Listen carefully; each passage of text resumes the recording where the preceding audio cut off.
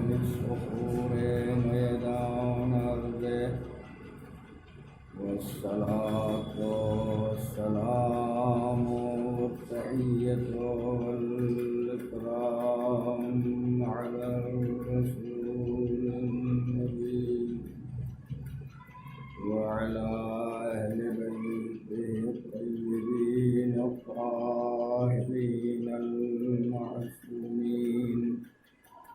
الذين أذهب الله عنهم الرجس وطهرهم تطهيرا.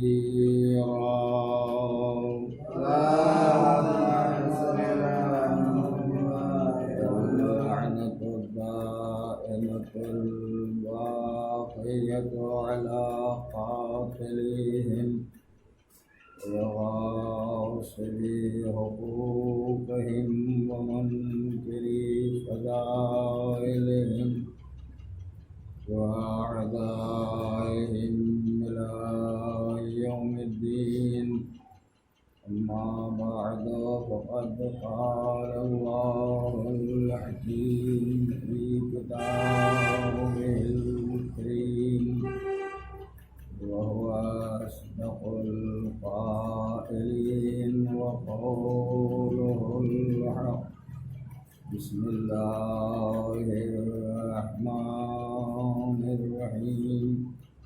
قد جاءكم من الله نور وكتاب مبين.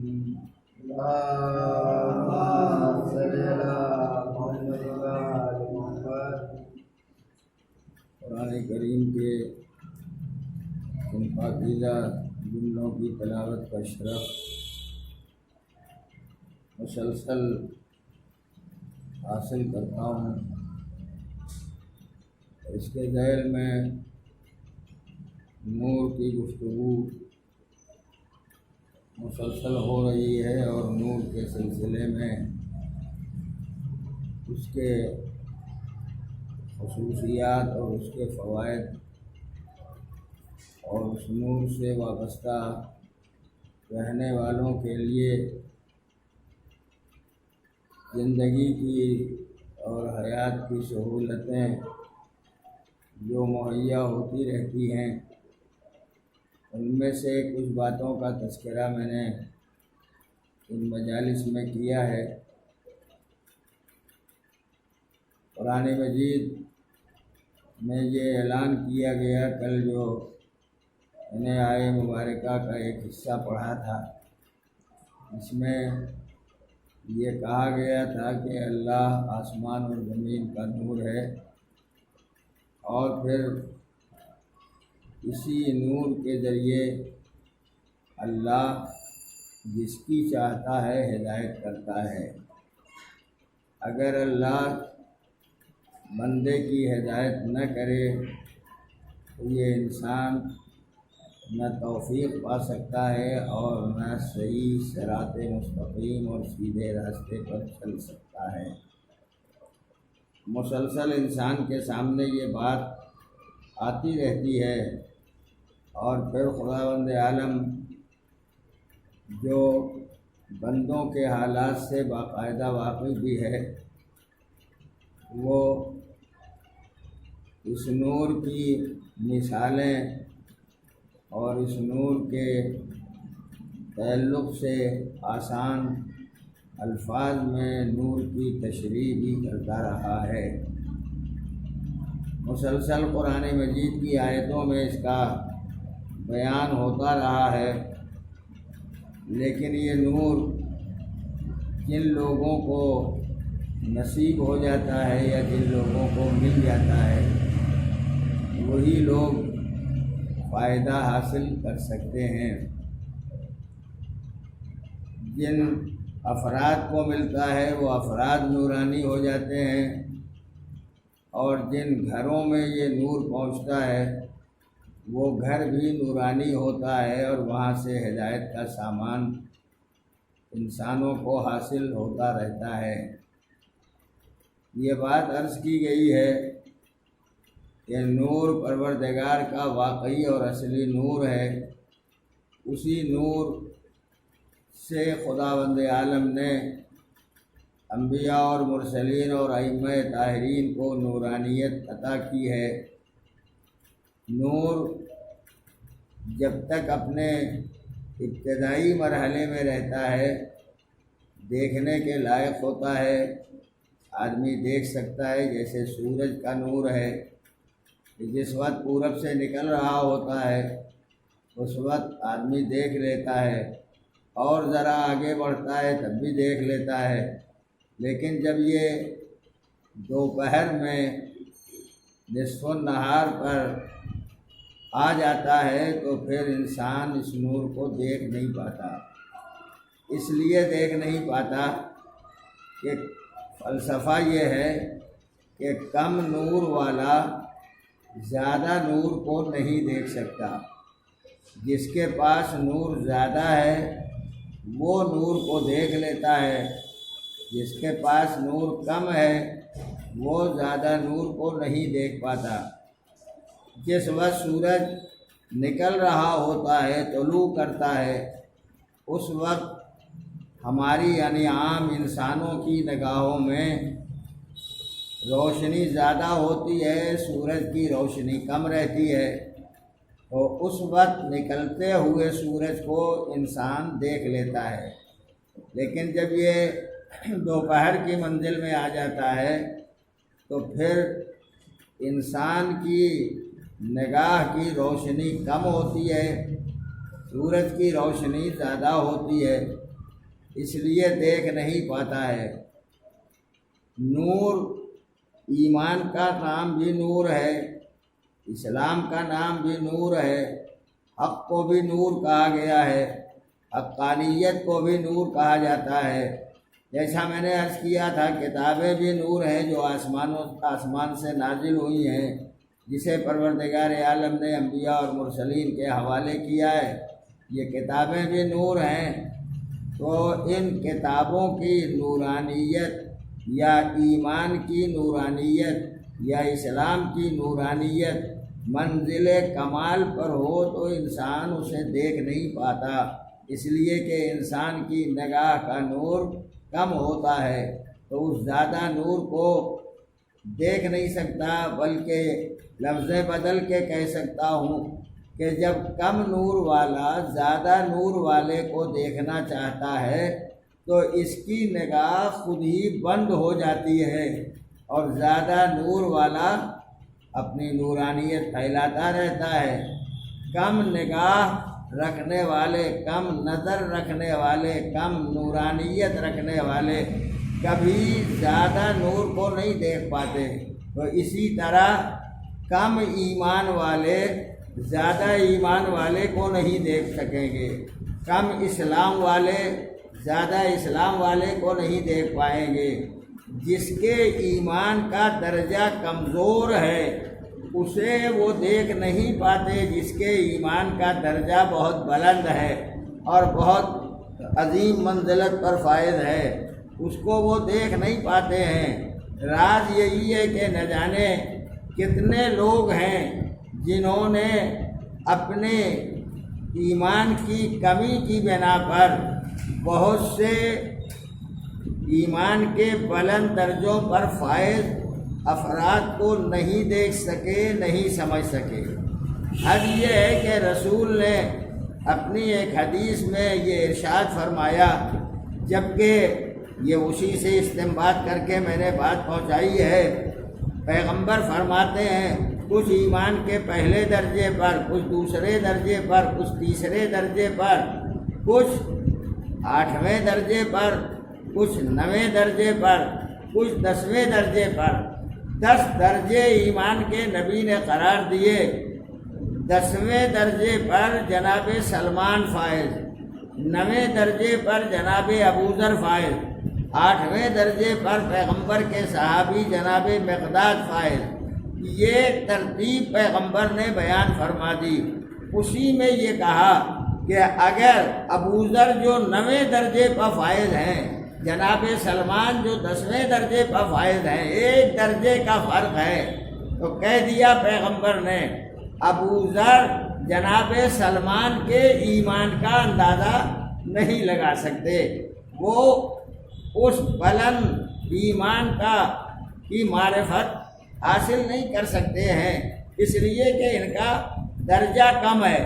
تو اگر ابو ذر ایمان کے 9 درجے پر فائز ہونے کے بعد جناب سلمان کے ایمان کا اندازہ نہیں لگا سکتے ہیں، تو یہ جو چھوٹے چھوٹے لوگ ہیں جو کلمہ پڑھ لیا مومن ہو گئے، نمازیں 2-4 پڑھ لی روزے مومن ہو گئے، روزے رکھ لیے مومن ہو گئے، یہ اس کے ایمان کا کیسے اندازہ لگائیں گے جس کا ایک فرزند کل ایمان ہے، مکمل ایمان کہلاتا ہے، جس کی محبت ہی ایمان کی علامت بنی ہوئی ہے کہ محب ہو علی کا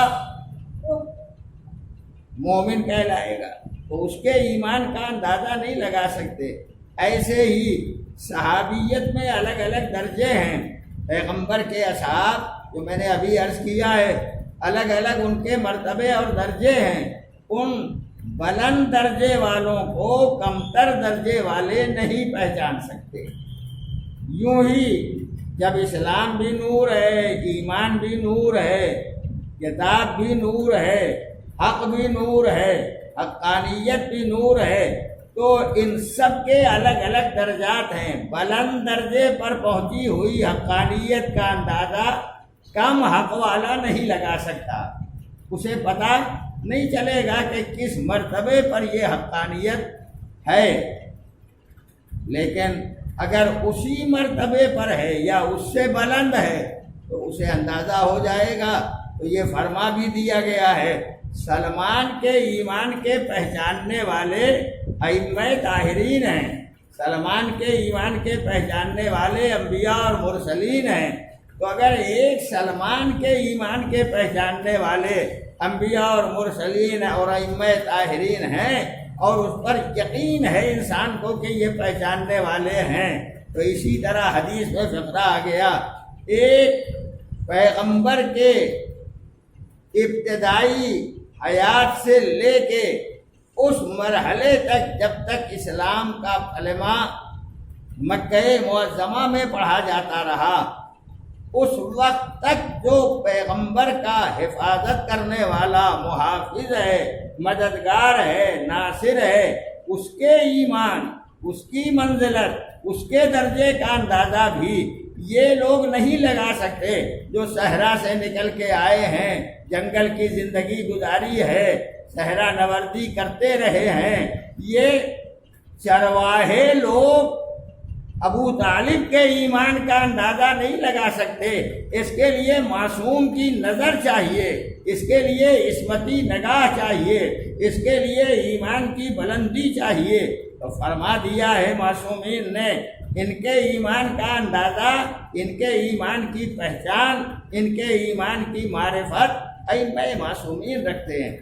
اسی منزلت کے ساتھ ساتھ انسان کو دیکھنا ہوگا کہ جب ہمارے لیے نور موجود ہے اور نور سے ہمیں روشنی حاصل کرنا ہے، اللہ نے جب یہ مثالیں بیان کی ہیں جگہ جگہ، آج میں نور کا تذکرہ جتنا ہو سکا ہے وہ کر کے آج نور کے بیان کو ختم کر دوں گا، اور کل صرف کتاب مبین کا تذکرہ رہ جائے گا جو آخری مرحلہ ہے، اور اس کے تذکرے کے بعد شاید یہ سرے کا سلسلہ تمام ہو جائے۔ ارشاد فرمایا گیا نور جن کو ملا ہے وہ افراد بتا دیے، جن گھروں میں نور ہے ان گھروں کو بتا دیا گیا۔ قرآن مجید میں اسی آیت میں تذکرہ ہے کہ بیوت اذن اللہ ان ترفع، اللہ نے جس گھر کی بلندی کا حکم دے دیا ہے، ارشاد فرما دیا ہے کہ یہ گھر بلند ہیں، ان بلند گھروں میں نور پایا جاتا ہے۔ گھر بلند کون سا ہوگا؟ کائنات میں سب سے زیادہ بلند ذات میرے اور آپ کے پیغمبر حضور سرور کائنات جناب محمد مصطفیٰ صلی اللہ علیہ وآلہ وسلم روحی وارواح العالمین لہ الفدا کی ذات مبارک ہے، ان سے زیادہ کوئی بلند نہیں ہے۔ جدھر جائیں تو زمین بھی سجدہ ریز ہو جائے، آگے بڑھیں تو سورج بھی سجدہ ریز ہو جائے، پوری کائنات جس پیغمبر کے سامنے جھکی ہوئی ہے وہ سب سے بلند ذات، لیکن پیغمبر اگر کسی دروازے پہ جا کے نماز کے بعد سلام کرتا ہے تو وہ دروازہ کہیں زیادہ بلند ہوگا جہاں اتنا عظیم پیغمبر جا کے سلام کیا کرتا ہے۔ وہ گھر زہرا کا گھر ہے، وہ گھر زہرا کا گھر ہے جہاں نبی نماز کے بعد سلام کے لیے آتے تھے اور فرماتے تھے السلام علیکم یا اہل بیت النبوہ، تم پر سلام ہو اے نبوت کے اہل بیت، نبی کے اہل بیت نہیں ہے۔ اب بات آ گئی ہے تو ایک لمحے میں کہہ دیتا ہوں، مجھے کسی کتاب میں اب تک یہ نہیں ملا کہ نبی کے جو شریک حیات تھیں ان کے بھی الگ الگ کمرے، الگ الگ گھر، الگ الگ مکانات تھے، تو کہیں جا کے کسی دروازے پر کھڑے ہو کے کہتے ہوں اے فلاں تم پر سلام، اے فلاں تم پر سلام، اے فلاں تم پر سلام، یہ کہیں کتاب میں نہیں ملا۔ لیکن مسلسل جس دروازے پہ آ کے سلام کرتے رہے وہ ہے زہرا کا دروازہ، یہ بیٹی کا دروازہ نہیں ہے، یہ دروازہ ہے مرکز عصمت و امامت و ہدایت کا دروازہ، جہاں آ کے نبی سلام کرتا ہے، سلام کر کے دنیا کو بتاتا ہے زہرا کو صرف میری بیٹی نہ سمجھنا، زہرا وہ ہے جو سلسلہ ہدایت کی ذمہ دار ذات کا نام ہے، اسے تم نے پہچانا ہی نہیں ہے، سلسلہ امامت یہیں سے چلا ہے۔ اور میں تو یہ بات بھی کہہ دیتا ہوں اور حدیث کی روشنی میں کہ نبی یہ کہنا چاہتے تھے، میں مجھ پر الزام، میرے بارے میں یہ کفار و مشرکین کہا کرتے تھے کہ یہ ہیں کوئی لڑکا ہے نہیں، کوئی اولاد نرینہ ہے نہیں، تو ان کی نسل کہاں چلے گی؟ یہ جب تک ہیں پیغام سنا رہے ہیں، جب یہ نہیں رہ جائیں گے کوئی پیغام سنانے والا نہیں رہ جائے گا۔ اللہ تجھے انتظام کرنا ہے، دین تیرا ہے، پیغام تیرا ہے، کتاب تیری ہے، ہدایت کا سامان کرنا تیرا کام ہے۔ اللہ نے آواز دی تمہیں نسل دوں گا مگر ان سے نہیں دوں گا جو یہاں آ کے تمہارے گھروں میں آ گئے، ان سے نسل نہیں دوں گا جس کو میں عرش کی بلندی سے لایا ہوں حکم خدا کی بنا پر، اس کے ذریعے نسل چلاؤں گا۔ پیغمبر نے خود فرمایا میری ذریت، میری نسل علی و فاطمہ کی نسل سے چلے گی، حسنین علی و فاطمہ کے بیٹے بھی ہیں، پیغمبر کی نسل کے ذمہ دار بھی ہیں۔ تو یہ ایک سلسلہ ہے، اس دروازے پہ آ کے نبی سلام کیا کرتے تھے۔ قرآن مجید نے کہا ہے فی بیوت اذن اللہ ان ترفع، اللہ نے حکم دے دیا ہے ان گھروں کے بارے میں جن گھروں میں نور ہے کہ اسے بلند کر دیا جائے۔ میں ایک لفظ اور قرآن کی روشنی میں کہہ دیتا ہوں، قرآن مجید میں یہ بھی آیا ہے الم نشرح لک صدرک ووضعنا عنک وزرک وانقض ظہرک ورفعنا لک ذکرک۔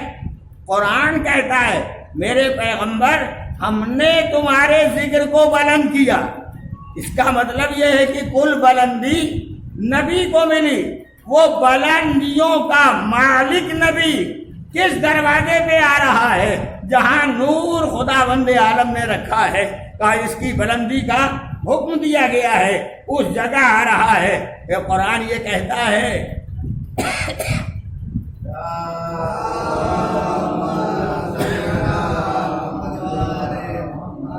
یہ گھر کوئی معمولی گھر نہیں ہے، اس کی بلندی کا خدا نے حکم دیا ہے۔ وَيُذْكَرُ فِيهِ اسْمُهُ، اس گھر میں اللہ کے نام کو یاد کیا جاتا ہے، اللہ کا تذکرہ کیا جاتا رہتا ہے۔ ایک گھر نہیں ہے، یہ بیوت، کئی گھر، ہر امام کا گھر، زہرا کا گھر، نسل زہرا میں جتنے آنے والے ائمہ ہیں ان سب کا گھر اس میں ذکر خدا ہوتا رہتا ہے. یسبح لہ فیہا بالغدو والآصال، تسبیح ہے پروردگار اس میں صبح بھی پڑھی جاتی ہے، شام بھی پڑھی جاتی ہے. تسبیح کا ہاتھ میں لینا بھی ثواب کے قابل ہے، مگر تسبیح کا پڑھنا یہ سب سے بلند منزل ہے. صبح شام اس میں ان گھروں سے تسبیح کی آواز آتی ہے. اور بات یاد آ گئی ہے تو کہہ دیتا ہوں، شیخ صدوق علیہ الرحمہ نے اپنی کتاب میں تحریر فرمایا ہے. اللہ وہ کہتے ہیں، پروردگار عالم کا آخری نبی یہ کہہ رہا تھا، اللہ نے جب مجھے پیدا کیا میرے بعد اور مخلوقات کو پیدا کیا، لیکن ملائکہ پیدا ہوئے تو انہیں تسبیح کرنا نہیں آتا تھا، انہیں تکبیر کہنا نہیں آتا تھا، انہیں تمجید کرنا نہیں آتا تھا، انہیں حمد الہی کرنا نہیں آتا تھا. پیغمبر فرماتے ہیں، میرا نور جس کے بعد یہ تیرا نور اور دنیا میں آئے، ہمارا پورا نور فسبحنا، ہم نے سب سے پہلے تسبیح کی. سبحت الملائکۃ لتسبیحنا، جب ہم نے تسبیح کی اس تسبیح کو سن کے ملائکہ نے تسبیح کی. بڑی طولانی حدیث ہے. فرمایا مجدنا، ہم نے خدا کی بزرگی کا اعلان کیا. فمجدت الملائکہ پہ تمجیدنا، جب ہم نے تمجید کی تو ہماری تمجید سن کے ملائکہ نے تمجید کی.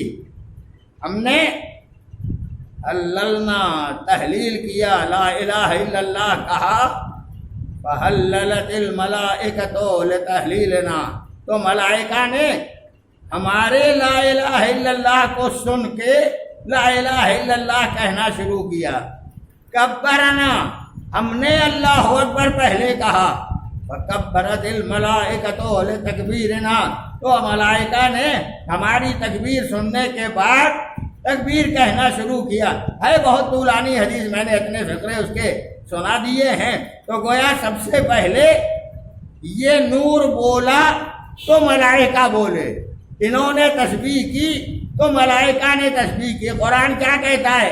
ان گھروں میں صبح شام ذکر پروردگار بھی ہوتا ہے، تسبیح الہی بھی ہوتی ہے.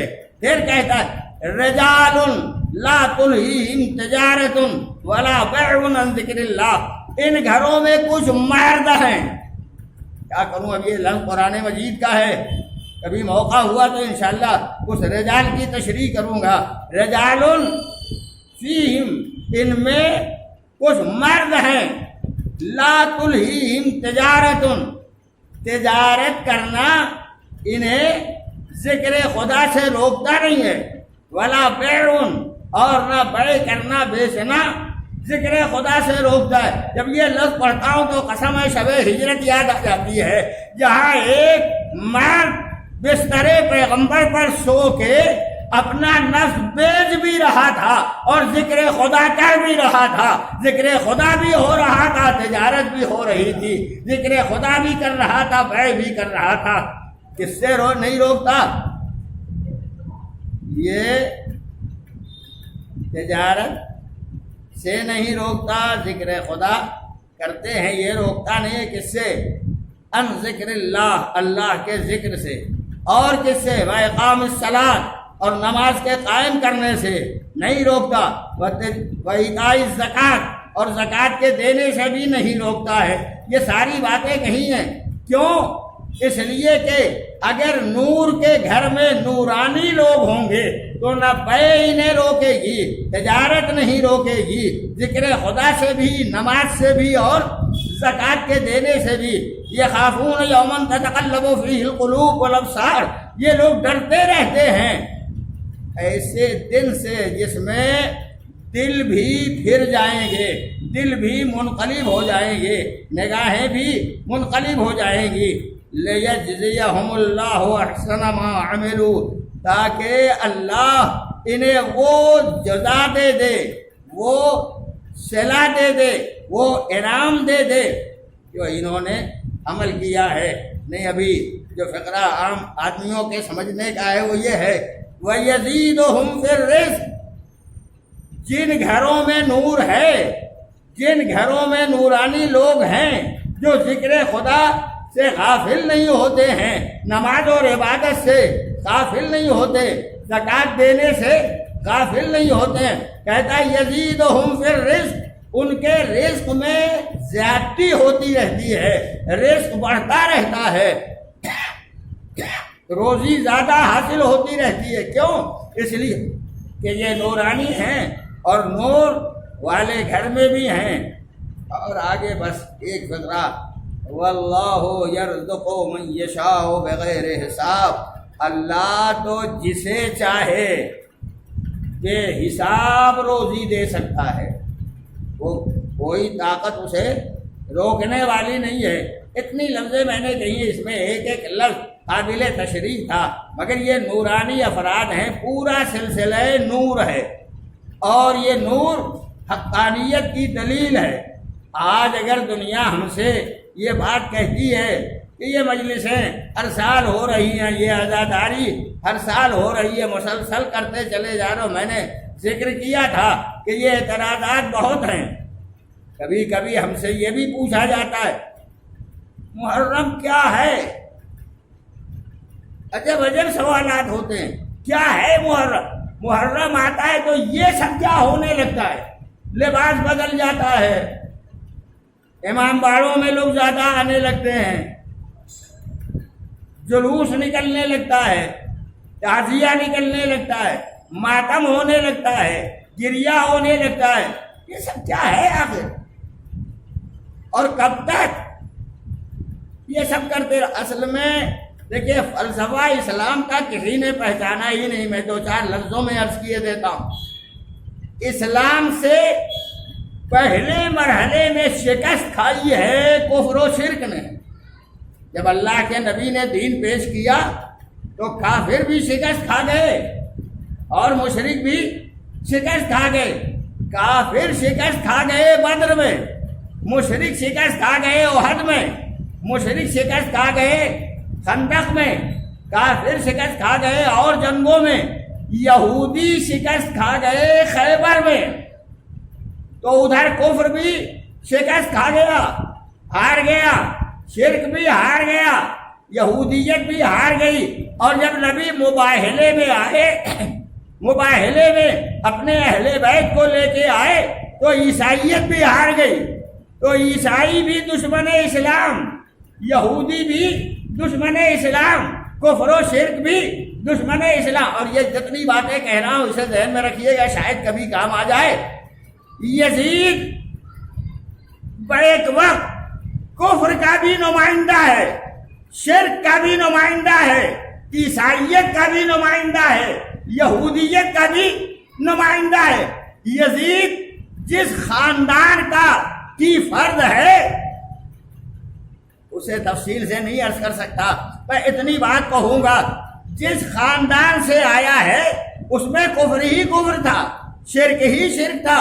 یہ تو فتح مکہ کے طفیل میں ڈرے سہمے خوف زدہ انتہائی عجیب و غریب لوگ، انہوں نے سوچا اب یہ نبی فتح کر کے جب آئیں گے تو پرانا بدلہ لے لیں گے۔ نبی نے کہا سب کو معاف کر دیا، سب کو معاف کر دیا۔ تو یہ معافی پائے ہوئے لوگ کلمہ پڑھنے لگے، کہا چلو ہم نے بھی کلمہ پڑھ دیا۔ نبی نے کہا جو زبان سے پڑھ لے اسے معاف کر دو۔ یہ سب کے سب آ گئے خیمہ اسلام میں، مگر عداوت اسی طرح ہے، دشمنی اسی طرح ہے، تعصب اسی طرح ہے، مخالفت اسی طرح ہے۔ وہ فرق اتنا ہو گیا، کل بدر و احد و خندق و خیبر میں کھل کے سامنے تھے، آج فتح مکہ کے بعد چھپ کے حملہ کرنے لگے۔ پہلا حملہ کیا تھا جب مولا کائنات سے دنیا نے اپنی مکر و فریب اور شاطرانہ چال کے ذریعے خلافت اور ہدایت کا سرمایہ بظاہر لے لیا تھا۔ تو آنے والا آ کے کہتا ہے علی آپ حقدار ہیں کہ نہیں خلافت کے؟ میں مجھ سے زیادہ حقدار کون ہوگا؟ بیست کے دن نبی نے بنایا، غدیر میں بنایا، رفتہ رفتہ بنایا، جگہ جگہ بنایا، حدیثوں میں بنایا، ارشادات میں بنایا، قرآن مجید کے پیغام سنا سنا کے بنایا، تو مجھ سے زیادہ حقدار کون ہوگا؟ تو آپ اٹھتے کیوں نہیں؟ اٹھیے۔ اور کیسے اٹھوں؟ میرے پاس مددگار نہیں ہے۔ دیکھیے یہ اندر والی عداوت نکلی ہے۔ کہا آپ اٹھیے تو میں مدینے کی گلیوں کو سواروں اور پیادوں سے بھر دوں گا، آپ کو کتنے مددگار چاہیے؟ ارے آپ اتنے طاقتور تھے تو بدر ہی میں کامیاب ہو گئے ہوتے، احد میں کامیاب ہو گئے ہوتے، خندق میں کامیاب ہو گئے ہوتے۔ آج کہہ رہے ہیں سواروں پیادوں سے بھر دوں۔ تمہارے سوار اور پیادے کہاں تھے جو بدر میں نہیں آئے، جو احد میں نہیں آئے، جو خندق میں نہیں آئے؟ کہاں تھے جو نہیں آ سکے؟ آج کہہ رہے ہو بھر دیں گے۔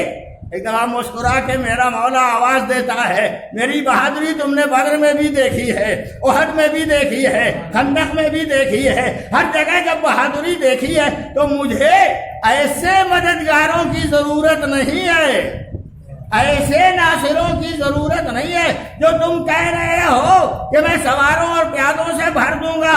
میں تمہارے دل کے اندر چھپی ہوئی عصبیت بھی جانتا ہوں، عداوت بھی جانتا ہوں، مخالفت بھی جانتا ہوں، سب جانتا ہوں۔ مجھے تمہارے جیسے کی ضرورت نہیں ہے۔ یعنی جس کا کفر چھپا ہوا ہو اس سے علی مدد نہیں لیتے، تو جس کا کفر ظاہر ہوگا اس سے نبی کیسے مدد لے گا؟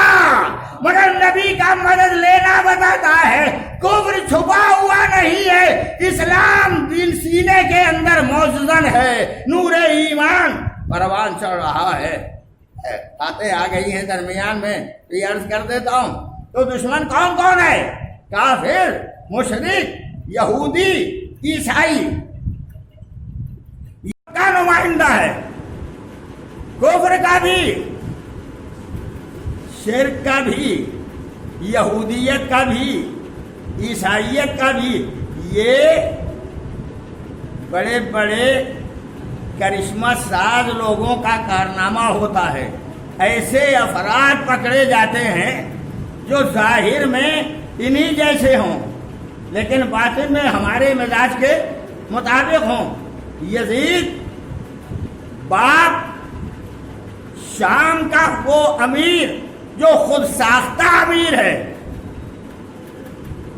کہ خدا کی جانب سے امیر ہونا اور ہوتا ہے اور خود بخود امیر ہو جانا اور ہوتا ہے۔ جو خدا کی جانب سے امیر ہوتا ہے وہ مال بانٹ کے امیر بنتا ہے، اور جو اپنا خود بنایا ہوا امیر ہوتا ہے وہ مال چھین کے امیر بنتا ہے۔ تو چھین کے مال لینا اور ہے، بانٹ دینا مال کا اور ہوتا ہے۔ تو وہ یزید کا باپ، ماں نام تو کسی کو یاد نہیں ہوگا، میں سنائی دیتا ہوں۔ دو طرح سے نام تاریخ میں آئے ہیں، یا تو میسون اس کا نام ہے یا میسونہ نام ہے۔ کون ہے یہ وہ ہے جو عیسائی ماں باپ کی بیٹی اور عیسائی ماں کی گود میں پلی ہوئی، اسی عیسائیت کے سارے اصول اور ضوابط کی پابند، یہ آ گئی شامی دربار میں۔ یزید اسی ماں کا بیٹا ہے، تو باپ کی طرف سے کفر و شرک، ماں کی طرف سے عیسائیت۔ جہاں پلی یہ ماں، یزید کی ماں جہاں پلی وہ عیسائی گود۔ جب یہ عیسائیت کی نمائندہ ہے تو یزید بھی پل رہا تھا تو عیسائیت کے دامن میں پل رہا تھا، پروان چڑھ رہا تھا، کفر کے دامن میں پروان چڑھ رہا تھا۔ اس لیے شامی حکومت میں نہیں رہا، اسے صحرا میں بھیج دیا، کہا اس فضا کا کوئی اثر بھی نہ ہونے پائے، تو اسی ماحول میں پروان چڑھا۔ تو عیسائیت بھی ہے، کفر بھی ہے، شرک بھی ہے۔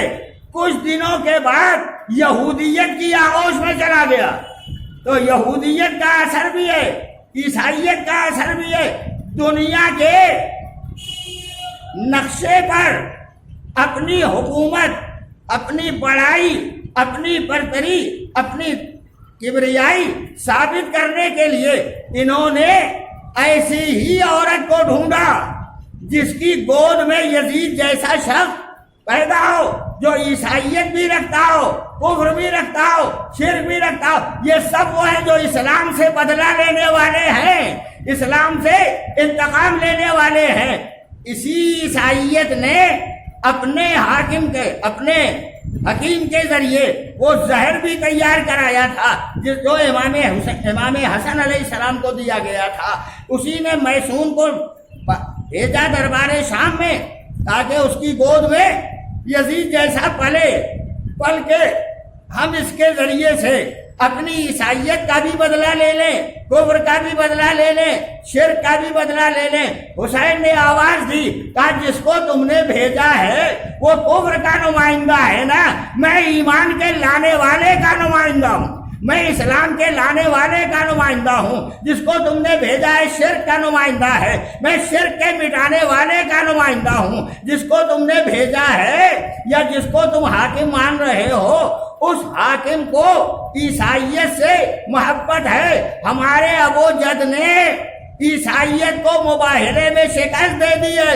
میں حسین بن کے رہا تو یزیدیت کو اتنا مٹا دوں گا کہ دنیا اسے گالی سمجھ کے کبھی ماننے کے لیے تیار نہ ہوگی، اور حسین کا تذکرہ ہمیشہ کے لیے باقی رہے گا۔ تو جب یہ کہا جاتا ہے محرم کیا ہے، محرم کیا ہے، میں اس کے لیے ایک ہی لفظ کہتا ہوں، پڑھو تاریخ، پڑھو کتابیں، پڑھو حدیثوں کو پڑھو قرآن مجید پڑھو۔ ہم کیوں بتائیں کیا ہے؟ اور اگر کچھ نہیں کر سکتے تو ہمارا عمل دیکھ کے پہچانو، ہم کس کا تذکرہ کرتے ہیں، کس کے لیے روتے ہیں، کس کے مسائل پر آنسو بہاتے ہیں، کس کا غم مناتے ہیں۔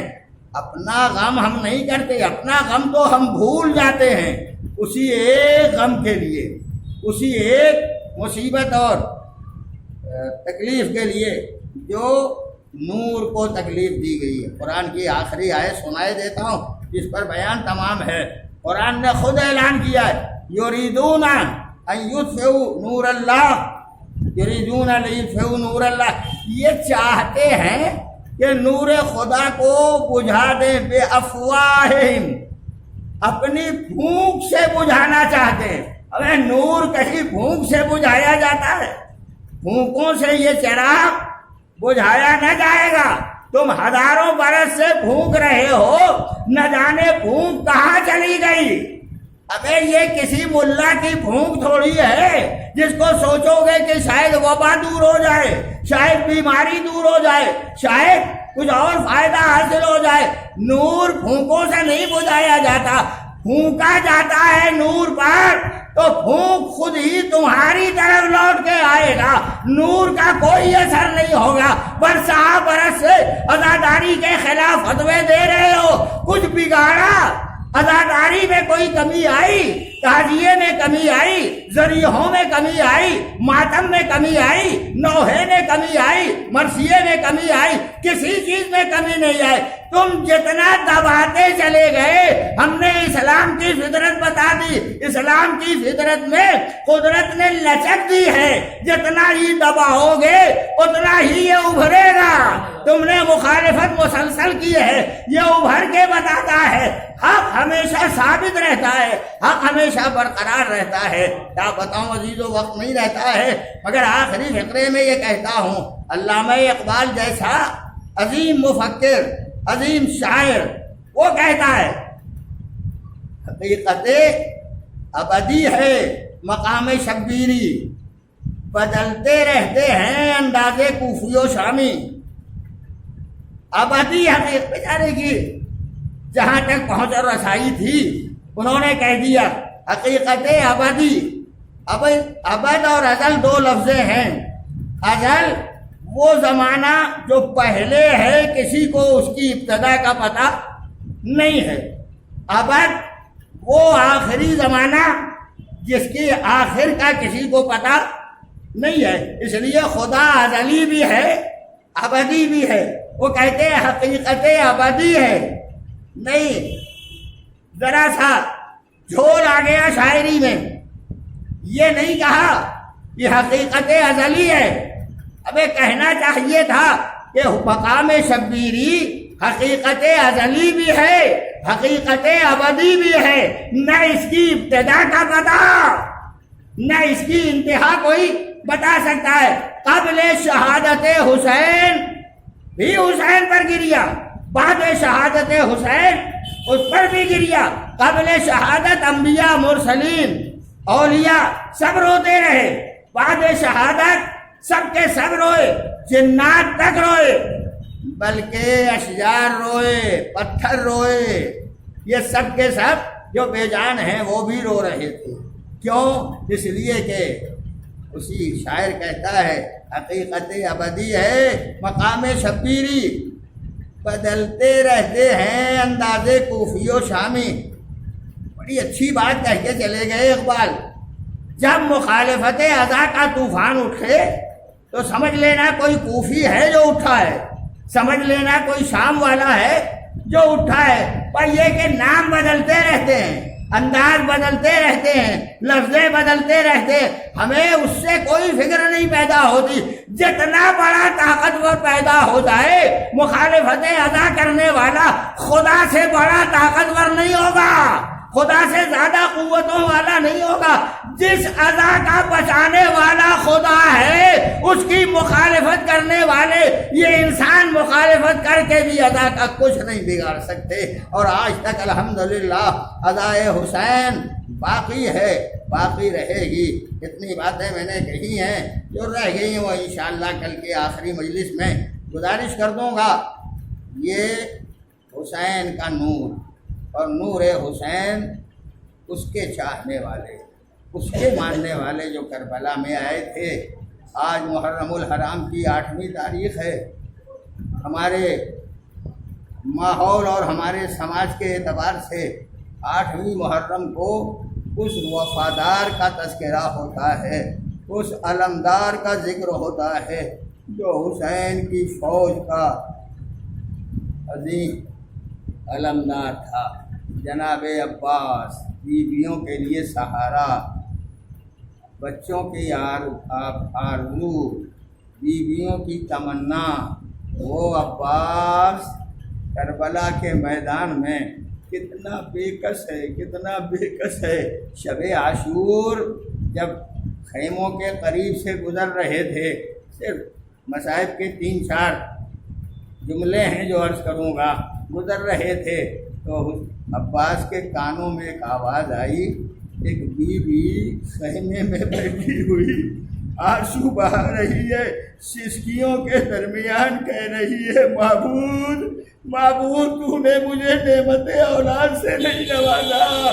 کل جب حسین پر زینب اور محمد کو قربان کرے گی، رباب اصغر کو قربان کرے گی، لیلا اکبر کو قربان کرے گی، فروہ قاسم کو قربان کرے گی، میں کسے قربان کروں؟ کل اگر ماں نے مجھ سے پوچھ لیا، کلثوم میرا لال مقتل میں جا رہا تھا، تم نے کسی کو قربان نہ کیا، تم نے کسی کو فدا نہ کیا، یہ آواز عباس کے کان سے ٹکرائی، سلام کیا، خیمے کا پردہ ہٹا، پوچھ لیا کلثوم نے، بھیا اس وقت کاہے کے لیے آ گئے؟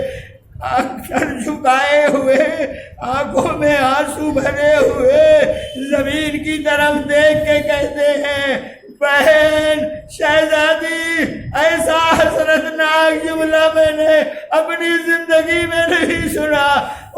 کلثوم کوئی قربان نہ ہوگا مگر میں عباس تمہاری طرف سے قربان ہونے کے لیے جاؤں گا۔ یہ فیصلہ کہا، اطمینان ہوا کلثوم کو، میرا بھیا علی کا لال علمدار کربلا میری جانب سے قربان ہوگا۔ مگر عزیزو، علمدار قربان ہوا تو کیسے قربان ہوا؟ پر تفصیل کا موقع نہیں ہے، ایک ایک کر کے حسین کے ساتھی جاتے رہے۔ آخر ایک دفعہ عباس علی کا شیر حسین کے خدمت میں آئے، آقا مجھے بھی اجازت دے دیجیے، مجھے بھی اجازت دے دیجیے۔ جو جملے برابر سنتے ہیں اور پڑھے جاتے ہیں۔ حسین نے کہا عباس تم میرے لشکر کے علمدار ہو۔ مڑ کے عباس نے دیکھا چاروں طرف، دیکھ کے آواز دی آقا وہ لشکر کہاں ہے جس کا میں علمدار ہوں؟ لشکر قربان ہو گیا آقا۔ یہ باتیں کر رہے تھے، اتنے میں خیمے سے الاتش کی صدا آئی۔ بچے چھوٹے چھوٹے خالی خالی کوزے لیے ہوئے آگے آگے حسین کے سینے پر سونے والی لاڈلی سکینہ، پیچھے پیچھے ننھے ننھے بچے، الاتش الاتش الاتش، پیاس مارے ڈالتی ہے۔ آقا پانی کا انتظام کر دو۔ یہ آواز سنی عباس کے لیے بڑا شاق تھا، زندگی میں بچے پیاس کا شکوہ کر رہے ہیں۔ پلٹے آئے، سکینہ کو سینے سے لگایا، میری بیٹی مشکیزہ مجھے دے دو، لاؤ دے دو مشکیزہ۔ عباس جائے گا فرات کے کنارے، اب پیاسے نہ رہیں گے بچے۔ مشکیزہ لیا، علم میں باندھا، باندھ کے پھر آئے آقا حسین کے پاس، اب تو اجازت دو آقا۔ عباس لڑنے کی اجازت نہیں دیتا، جا رہے ہو تو بچوں کے لیے پانی کی سبیل کرو۔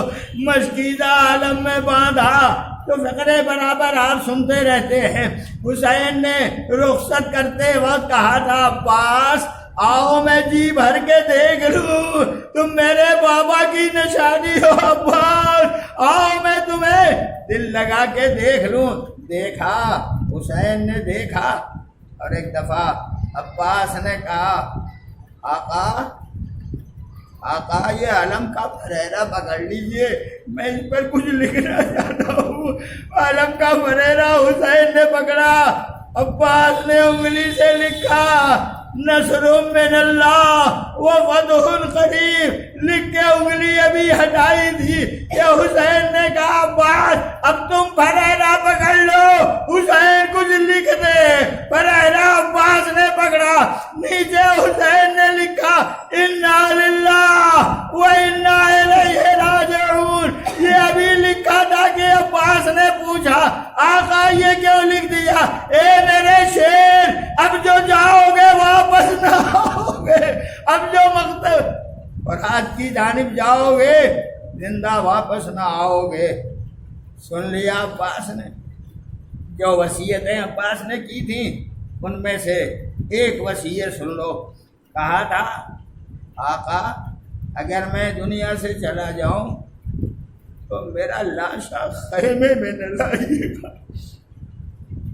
وجہ جو بھی رہی ہو۔ بات علماء نے لکھا ہے کہ شہادت عباس نے حسین کی کمر توڑ دی تھی، ٹوٹی کمر سے بھائی کا لاشا بھائی کیسے لاتا؟ لیکن ایک وجہ یہ بھی لکھی ہے کتابوں میں کہ عباس نے اس لیے کہا کہ نہ لائیے گا کہ میں پانی لینے جا رہا ہوں، اگر میں شہید ہو گیا تو پانی بچوں تک نہ پہنچے گا، مجھے سکینہ سے شرم آئے گی کہ میں پانی کا وعدہ کر کے گیا پانی نہ پہنچا سکا۔ شاید اسی کا اثر ہے علم میں مشق سکینہ بنی رہتی ہے تاکہ عباس بھی یاد کیے جائے، سکینہ بھی یاد کی جائے۔ رخصت ہوا ہے عباس، مقتل میں پہنچے، شہادت کی ساری منزلیں چھوڑ دی۔ میں اتنا سن لو، مشکیزہ فرات سے بھرا لے کے چلے، گھوڑے کو ایڑ لگائی، ایک مقام تک ابھی پہنچے تھے، داہنا شانہ قلم ہوا اور آگے بڑھے، بایاں شانہ قلم ہوا، آنے والا تیر مشق سکینہ پہ لگا، پانی بہنے لگا۔ عباس نے گھوڑے کا رخ پلٹا دیا، کہا اب کیا کروں گا خیمے کی طرف جا کے جب مشکیزے کا پانی بہ گیا؟ چلو میرے شیر، میرے رہوار چلو، میرے فرس چلو، چل کے پھر مشکیزہ بھروں۔ اب جو عباس فرات کی جانب چلے، فوجوں نے گھیر کے ایک دفعہ قریب آ کے ایسا گرز آہنی سر اقدس پہ لگایا کہ سر دو حصوں میں تقسیم ہو گیا۔ بھئی یہ منظر تھا کہ زمین پر آنے لگے، آتے آتے آواز دی، آقا عباس کا سلام لے لو۔ بھئی یہ سن کے کمر پکڑ لی حسین نے، الان انکسر ظہری وقلت حیلتی، اے میرے بھائی عباس کمر ٹوٹ گئی، راہ چاروں تدبیر مسدود ہو گئی، جو آنکھیں بند کر کے سوتی تھی وہ آج جاگتی رہے گی، جو سو رہی تھی وہ اب سوتی نہیں دکھائی دے گی، جو جاگ رہی ہے انہیں جاگنا ہی نصیب رہے گا۔ یہ فقرے آج بھی تاریخ کی کتابوں میں ہیں۔ حسین ٹوٹی کمر کے ساتھ چلے، بھائی کے لاشے کی قریب چلے، بس آخری فقرہ اور ختم و دعا۔ قریب پہنچے، داہنا بازو ملا، سینے سے لگایا، بایاں بازو ملا، سینے سے لگایا، لاش کے قریب پہنچے، دیکھا ایک آنکھ میں تیر پیوست ہے، دوسری آنکھ میں خون بھرا ہے۔ آواز دی، عباس، حسین آ گیا، حسین آ گیا۔ پر یہ کہنا تھا کہ کسی طرح لبوں کو جنبش ہوئی، آواز دی، آقا میری آنکھ سے خون صاف کر دو تاکہ آخری بار زیارت کر لوں۔